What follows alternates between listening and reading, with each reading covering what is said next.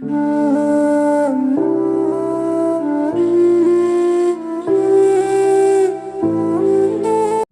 పరిశుద్ధ నామమునికి మహిమ కలుగును గాక. ప్రతినిత్యము సమాధానకరమైన ఆశీర్వాదపు వాక్యం వీక్షిస్తున్నాను. నా తోటి దైవజనులకు, సువార్థకులకు, సంఘ విశ్వాసులకు, పరిశుద్ధుల పరిశుద్ధులకు నా హృదయపూర్వక షలోమ్.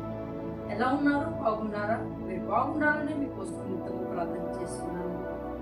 ఈ ఉదయం సమాధానకరమైన ఆశీర్వాదపు వాక్యం రోమిలకు రాసిన పత్రిక 5వ అధ్యాయము 6వ లేఖనం.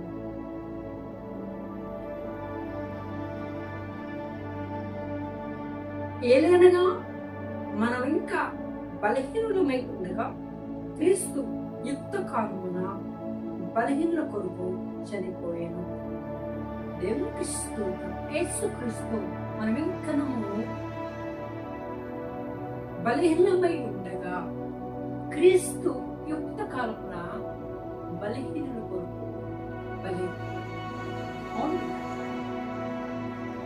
మన ఆత్మీయ జీవితంలో బలహీనమైపోతున్నాం. దేవుడి పరిచయం విషయంలో బలహీనమైపోతున్నాం. మేము ప్రభు అంటున్నారు, యుక్త కాలమున మన కొరకు బలహీన సమయంలో బలపరచువాడు ఆయనని పరిశుద్ధ గ్రంథము లేఖనం యెషయా గ్రంథంలో మనం చూస్తాం.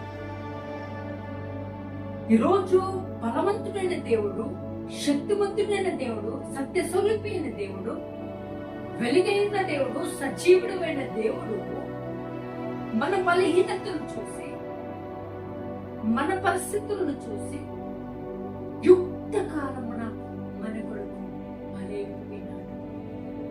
ఎందుకు తెలుసా? నిన్ను బలపరచు.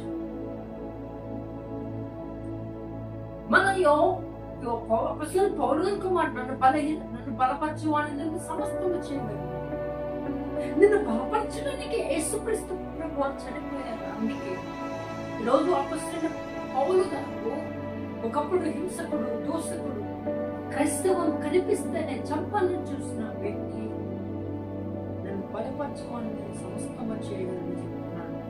ఆయన తెలుసు, ఆయన బలపరచువాడు జీవంగా యేసుక్రీస్తు ప్రభువు.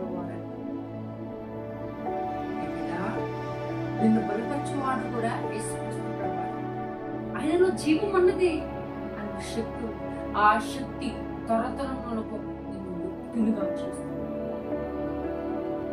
మనం ఆ శక్తిని గుర్తించలేకపోతున్నాం, ఆ శక్తిని పొందుకోలేకపోతున్నాం, ఆ శక్తిని అనుభవించలేకపోతున్నాం.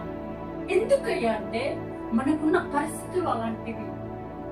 ప్రభు అందుకే అంటున్నాడు, మీ బలహీనత నుంచి రావడానికి మీ కొరకు బలైపోయారమ్మా. మనకున్న బలహీనతను పక్కన పెడతాం. మనకున్న ప్రతి విధమైన శోధనని, ప్రతి విధమైన ఇబ్బందులను, ప్రతి విధమైన వ్యతిరేకతలను పక్కన పెట్టేసి ఇవన్నీ నిన్ను బలహీనపరుస్తున్నాయేమో, ఆలోచన బలహీనపరుస్తున్నాయేమో, టెన్షన్స్ బలహీనపరుస్తున్నాయేమో, శోధన నిన్ను బలహీనపరుస్తున్నాయి, కుటుంబ పరిస్థితులను బలహీనపరుస్తున్నాయి. ఎక్కడ చూసినా చుట్టుపక్కల ప్రతిదీ నీ లోకంలో నీకున్న ప్రతి విధమైన బలహీనత నుంచి అవన్నిటిని పక్కన సెకండ్ గా పక్కన పెట్టి మందిరానికి వెళ్ళి మోకరించి నన్ను బలపరచువాడా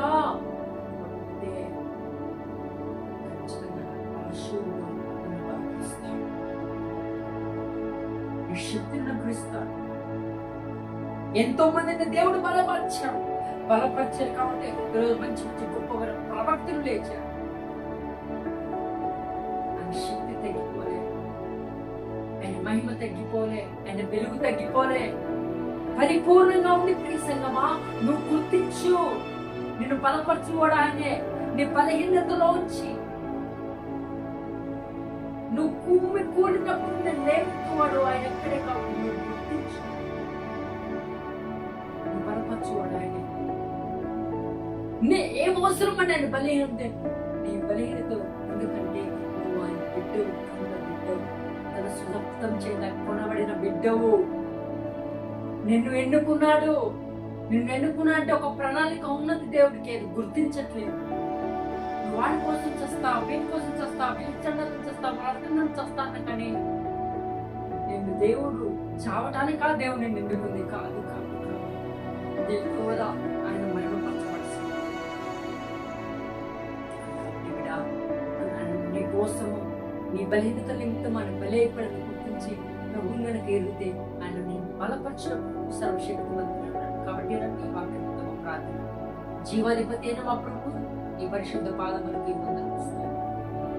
అయా ఈ యొక్క ఉదయకాల సమయంలో నీ బిడ్డలు ఎంత వాక్యం ఉన్నారో వారి పట్ల గొప్ప కార్యం జరిగించి క్రీస్తున్నాం.